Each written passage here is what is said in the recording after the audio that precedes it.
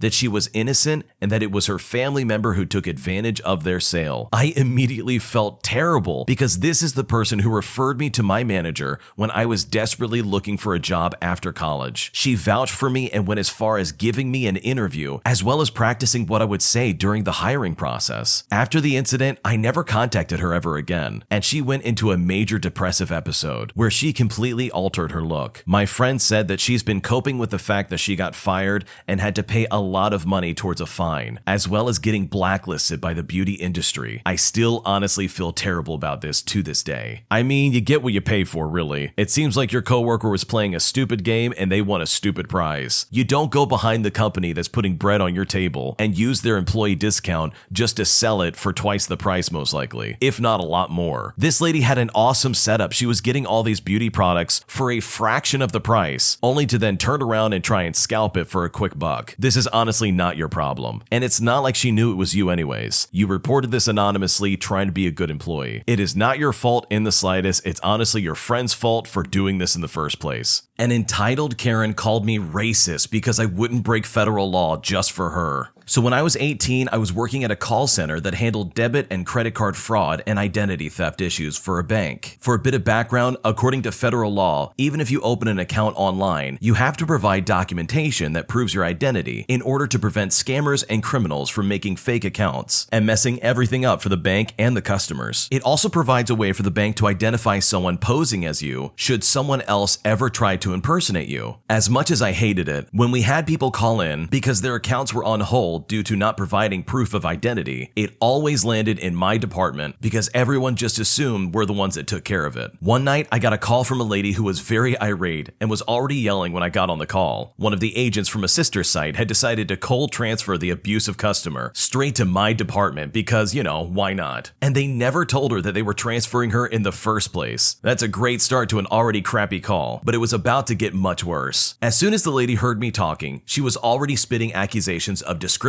and racism, claiming that we were just putting her accounts on hold because of the color of her skin, stating that she works so hard for her money and that people like us are exactly the type of people who would do this. She immediately started saying that if I didn't unfreeze her accounts so that she could pay her bills, she was going to sue me, the agent from the other site, the company, and pretty much everybody. I did everything I could to calm her down and asked to put her on hold for a minute so that I could review the account. She told me I had better hurry up, and I put her on hold so I could see what was going on. The woman had recently opened the accounts and never verified her identity with the bank using her documentation. Again, it's federal law, and even if I did have the ability to unfreeze the accounts, I could have been fined hundreds of thousands of dollars and face potential jail time. Now, I don't care who you are, but facing jail and fines that I could never afford was nowhere near worth proving I wasn't racist and had nothing to do with the issue in the first place. When I got back on the phone, I started explaining the issue to the woman and even tried to help by asking if she had sent in her documentation as requested by the bank. She actually did calm down a little bit and answer the following questions. And this was all so I could try and help understand the situation just a little bit better. And I was able to locate the documentation that she had sent in. But here's the kicker. She had sent it in just minutes before calling, and it was already outside of business hours on a Friday. I explained to her that the documentation had arrived on my end, but I also had to explain that because she sent it outside of regular business hours, it wouldn't reach the back office until the following business day, and it would take 3 to 5 business days to review it. And you can guess what happened next. She again launched into this racist rant that I was just doing this because of the color of her skin, and that apparently I must hate people with her skin color, and then she demanded to speak to my supervisor. At this point, my patient was worn out and I was desperate to get out of this situation. I called my manager over and was about to explain everything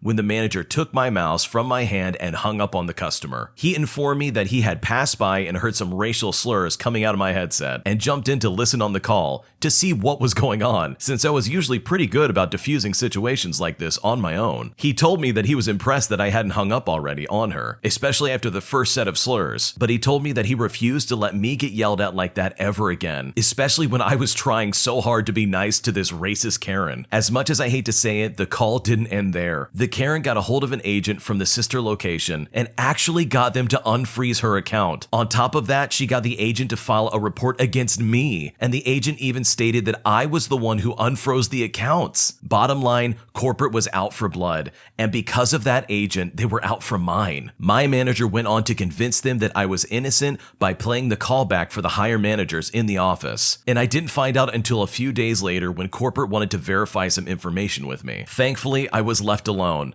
but I decided it would be better to start looking around for a new job, especially with the fact that I almost got hate crime charges pressed on me on top of charges for breaking federal law. Yeah, that's a terrible situation to be stuck in. I've worked at a bank. I can only imagine what the call center's like. You get treated so terribly, people treat you like dirt. I think if you want to see how terrible someone actually can be, just mess with their money and freeze their bank account. They will literally lose their marbles. I really sympathize with the person in this story because I've been in that situation where you have to deal with some insane Karen only to then have your coworkers throw you under the bus. And it doesn't matter to me that it was a sister location. Whoever said that you're the one that unfroze the account is absolute garbage, and hopefully they don't have a job anymore. So good luck on your job hunt, and I honestly wish you the best. because anything's better than working at a bank in my opinion. I regrettably went on a single date with a coworker, and after trying to break things off and never do it again, he won't leave me alone. I recently moved to a new city after a breakup in December. When I got set up at the new office, I pretty quickly formed a group of work friends that go out to trivia nights. This is how I met Todd, this is not his real name, who also just so happens to work at the company. We work in different departments, so we don't work directly with each other, but we sit almost right next to each other at work. At first, it was very friendly and everyone got along, but I began noticing that Todd started talking to me more in the office. He came across as a little nervous and I could tell that he liked me. Being newly single after a 3-year relationship, I wasn't necessarily looking to jump into anything serious right away, so I could enjoy being single for the first time in a while. So I just let it go and continued to be friendly with Todd. Todd eventually worked up the courage to ask me out on a proper date. My thought process was that I was a little worried about going out with a coworker, but we don't exactly work together and I'm newly single, so what's wrong with one date? Plus, we get along well and I thought he was funny. That's the point of the date, to get to know a person and see if there's a connection. So I said, sure, let's do it. On the date, we went to a really nice restaurant and the conversation was good. He was a little awkward with his eating habits, which grossed me out a little bit. All in all, it was nice, but I didn't really get that genuine connection that you would hope from a date. After dinner, we went to my place and smoked some herb, if you know what I mean, and played some video games. This is something we had done before as friends with our group, so it wasn't out of the ordinary, except for the fact that we went alone. This is where I feel I screwed up. He asked to kiss me, and I kind of froze and felt awkward, but went for it anyways. All because I'm bad on the spot and was not expecting that, to be completely honest. And the kiss was not good. I have kissed a lot of people, and it's pretty easy for me to kiss people, but this was not it. At this point, I'm beginning to think Todd doesn't go out much. After that, it's a lot of awkward silence before I suggest that I need to go to bed so we can part ways. A few days later, he calls and asks for a second date. I tell him straight up that I prefer to keep our relationship platonic and that I don't want to feel uncomfortable at work, while also saying that this isn't really what I want with being newly single. He sounded pretty crushed and said he thought the date went well. I told him I had a nice time, it's just not something I want to continue, but I still appreciate his friendship since he was one of my first friends when I moved here. We hung up and he sounded very upset, which is understandable to some extent. So back at work, I try to continue to be friendly, and I'm pretty good at not making things awkward, but I'm also just not a very chatty person in the office. I just want to do my job. A week maybe goes by and Todd asks me at the office once again if he can talk to me outside. He says to me, "I'm worried that you hate me because you don't respond to my Snapchats." And I found it a little weird, like he's taking that personally. I do snap him, but sometimes my friends just send stuff to each other without necessarily responding to each thing. I mean, come on, it's Snapchat for God's sakes. I try to reassure him that I'm not trying to avoid him or anything like that, stating that it's just how I am. And I've continued to hang out with him in our group setting outside of work, so it's not like I'm not around him. So I try to snap him more, or whatever, so he doesn't get offended, and at this point, I feel like we were working towards a good friendship. We were joking in the office and stuff like that. He asked me if I wanted to go for a bike ride with him one weekend, and I thought to myself, okay, it might be a little awkward doing something one-on-one with him, but it would show that I'm making an effort towards friendship. So I say, sure, let's go. We go on a long bike ride and stop at the park to go for a walk to kind of stretch our legs. And that's when he tries to hold my hand. I immediately say, no. And he responded, "I was worried that would happen." Like, yeah, no kidding, you overstepped a boundary. I thought we made it clear at this point. I changed the subject and we just kind of moved past it at that point. The following weekend, our group goes to a baseball game. I personally had a really good time with everyone and it was really cool. I gave Todd and some other friends a ride back to their cars. The next day, Todd calls to tell me, you didn't really hang out much with me at the game, and I thought that was really uncool. And to be honest, at this point, I'm very annoyed with Todd. I'm literally just trying to go about with my life, but he always has some comment to make about how I do or don't interact with him. I respond back to him and I say, "Is that all you called me for?" He says, yeah, I guess. And I just say, I gotta go, and I hang up. He then sends several follow-up text messages apologizing and saying it's just because he's jealous that I hang out with Rebecca, which is my best girlfriend, also adding on that he's been lonely for a long time. I respond via text and tell him that all his comments are starting to make me uncomfortable and that this is why I didn't want to go out again. I told him I was sorry if I let him on the first date, but he needs to let it go and respect my boundaries. He shoots back with, "Can we talk about it?" And I say, "I can't tonight," because I was genuinely busy, but also I was pretty done with him at that point. About an hour later, he sends me a long text message professing his love for me. He barely knows me. He just finally got one kiss from a girl and can't let that go. In his text, he said he would give me space at work. I haven't responded and I haven't talked to him at work. I'm not sure how I should respond or if I should. All I'm going to say to him if he really does want a response is that I think he should get a therapist if he's truly upset that I don't want to go out with him. I should have never kissed him or even agreed to go out because now work is just very uncomfortable, especially since we sit super close to each other. I think it's time to talk to your manager and get your seat moved. I mean, this is crazy. I am all about trying to be a nice person and include everybody around you, but the original poster in this situation, in my opinion, is being way too nice. It's time to set some very clear boundaries and say, hey, this has gone past the point of trying to be friends. You're just being weird at this point. And then leave it at that. If he keeps pursuing it, you need to get HR involved because this is stretching into an area that's starting to affect your work. Like, how have you not moved desks? Like, that just doesn't make any sense to me. Why would you want to sit next to this guy after he sent you creepy text messages and after he made some kind of weird approach on you on a long bike ride? I would personally screenshot everything and document every single interaction you've had with this individual. And no, I don't think you have to respond. If he keeps pushing it, you can just keep pushing back and saying, I'm not interested in you. Leave me alone. If he doesn't leave you alone, then you know where to go from there. Overall, I wish you the best of luck in dealing with this because this sounds like a really frustrating situation, especially in your day-to-day situation where you work with him, which I can only imagine is an absolute nightmare. My husband won't pay any bills and is putting a strain on our relationship. I don't know where to go from here. I came to this country to escape violent abuse and couldn't legally work while I waited for my visa to get approved. It was his idea for me to come over and he told me I'd be safer here, which is true. I walk dogs on the side for money so my partner wouldn't be the only one providing for us, although he by far was still the breadwinner. A month before we got married, he got let go from his job for reasons that weren't his fault. That was nearly 2 years ago, and ever since, he's not had another full-time job and has been accumulating more and more debt. I got my visa and paid over £3,000 to secure a flat for us. I immediately went into full-time work as soon as my visa was approved. He had a 10-hour-a-week job for about a month or two at one point, but was also let go from that one. Since he's funded to go to university, he got student loans every month, put it into his account, but somehow the debt still kept piling. And so he went to drinking when I got home at nearly midnight every night from work. I am so deep in my savings and said as much,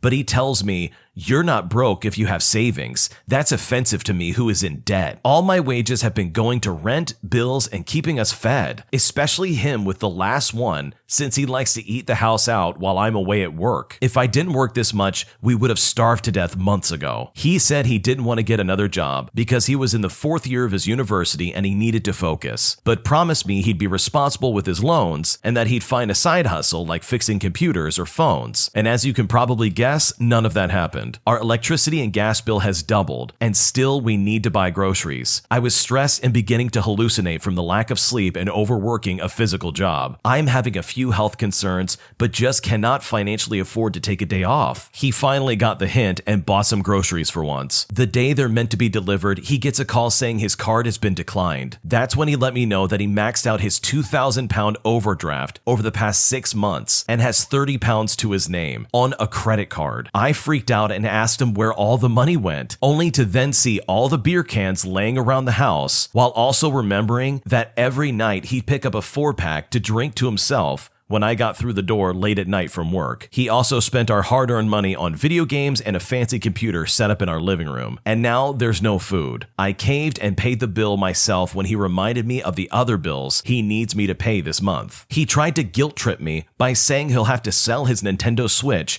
and some of his other stuff, though he doesn't appear to be in any rush because it's all still there and he's still been on his butt drinking, playing video games, and giggling over movies. He told me not to worry because he started a new career in a few days and made sure to stress the point that he'll be making more money than me. So I asked him, great, so that means your employer can give us a generous upfront payment so you can help me pay for some of the bills that are coming in over the next week. He unfortunately did not catch on to the sarcasm, nor did he get the bigger picture. At this point, I just want to leave him, but my visa depends on us being married. I have no good family or connections in my home country. I'm building my career here and all of my relationships are here in the United Kingdom. It is hilarious hilarious that I, an immigrant who's busting my butt to keep myself as well as my husband, who's not an immigrant, afloat, but I would be considered the problem if I leave his sorry butt. And either way, I would be the one that suffers. We've been together for nearly a decade, so naturally I don't want to end it here. But if it wasn't for my visa, I'd be tempted to. What should I do? This is such a terrible situation to be in. I can't imagine being an immigrant into another country and then getting married, and then the person you're married to just decides, hey, I'm not going to work. The one thing I can confidently say in this situation is that this lady's husband is a complete deadbeat. This guy has not stepped up to the plate and done anything to support his wife. It's absolutely appalling that he's just sitting there doing nothing, playing video games, burning all their money on alcohol and movies. That is not how you have a functioning relationship. That is just neglectful and absolutely abusive. You would think that he would want better for himself as well as his wife.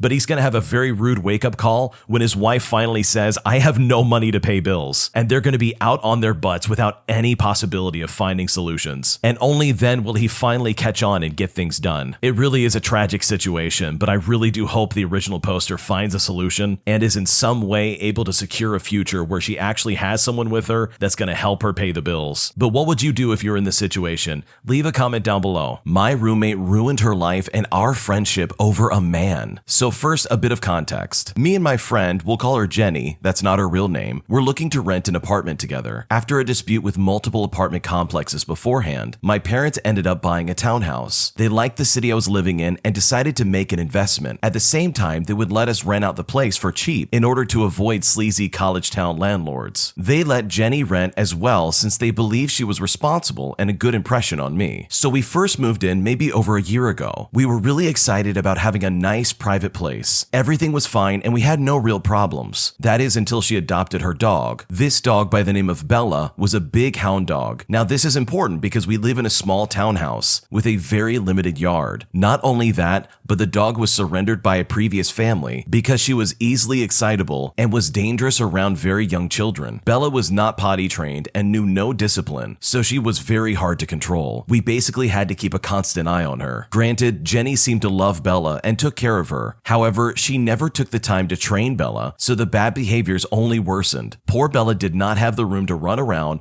or play in our very small backyard, so she was always full of energy, and that energy was mostly destructive. And again, she was a hound dog, so she barked all day in and day out. Flash forward about 7 months to winter around Christmas time. Jenny had broken up with her toxic boyfriend, who lived in the house rent-free. And at the time, this was a recent breakup. She was going through a phase where she was hooking up with a few dudes on Tinder. I didn't mind as long as her awful ex didn't come back. She met a man by the name of Dylan. This is also not his real name. And right away, he was a walking red flag. I swear this man threw a whole tantrum at this girl when she left a party before he got there, and he was mad that she didn't stay just for him. I tried to tell Jenny as a concerned friend who has seen a thing or two from crappy men that he was not good for her and that she should date the nice country man instead who went out of his way to take good care of her. Long story short, she ended up with Dylan. As soon as they got together, she practically disappeared. She stopped staying the night at the house almost every night. No biggie except for the fact that Bella was always left at the house. This mostly meant that I was the one to take care of the dog every single night. Now, I don't mind helping out, but I did not get the dog because I did not want that responsibility. Gradually, over the next 2 to 3 weeks after dating Dylan, she spent less and less time at the house. After the dog started to pee on the carpets more and more frequently, it started to become a major chore, and it was becoming too much to handle. I texted her saying, hey, you should take Bella with you to your boyfriend's place, or you guys can spend the night here, but I am getting a lot of stress because I cannot handle this. After I sent that, I was just completely brushed off. Another week goes by and it's the same stuff that keeps on happening. I'm getting sicker, more stressed out. I send another text, this time much more direct, saying something to the fact of, hey, if you are gonna be away for so long, you need to take care of Bella.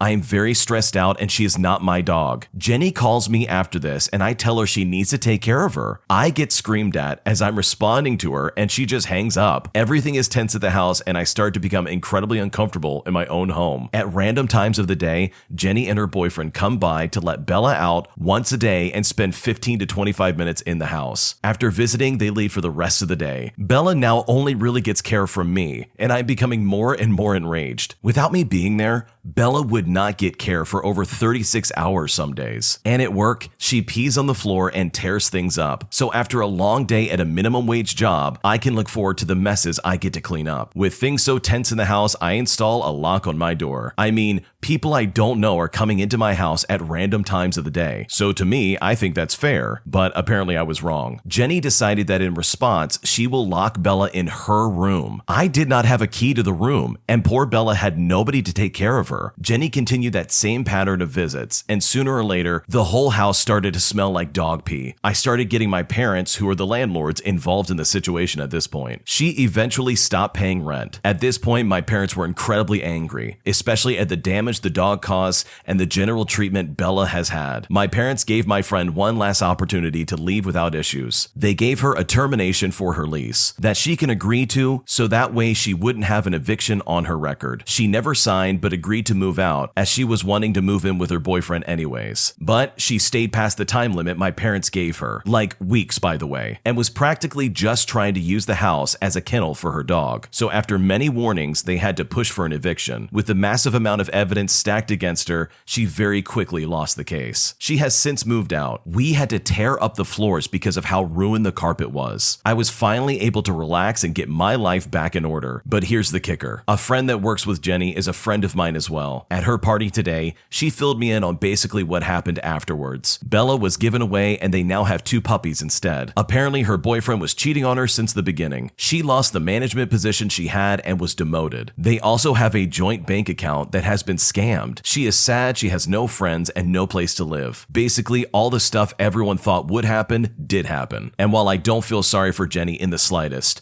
I just hope that Bella gets that big yard that she absolutely deserves. This is such a sad story, and the person who owns that dog is a terrible person. The person with the made-up name of Jenny is an absolute horrible dog owner. She would lock that dog in her room for hours on end. Not only that, but she would completely neglect it when she did spend time with it. That dog deserves so much better, and I'm actually kind of glad that they gave it away, because that lady was not treating that dog nicely. Those kinds of dogs do need big backyards. They need to be able to run and get their energy out. Otherwise, they're going to do exactly what they did in this story, tear things up and ruin somebody's house. It is such a sad situation, but honestly, for the original poster, it's probably the best thing that could happen to her, because she got away from a crazy roommate and that dog got away from Jenny. And hopefully, just like the original poster said, I hope Bella is able to get that big backyard that they absolutely deserve. When you subscribe, make sure to hit the bell to turn on notifications. To finish listening to all the stories, check out the playlist at the top of the description. And if you want some chill music to put on in the background, check out easymode.com. If you like Am I the Jerk, subscribe to Am I the Genius. Everything will be linked down below in the description.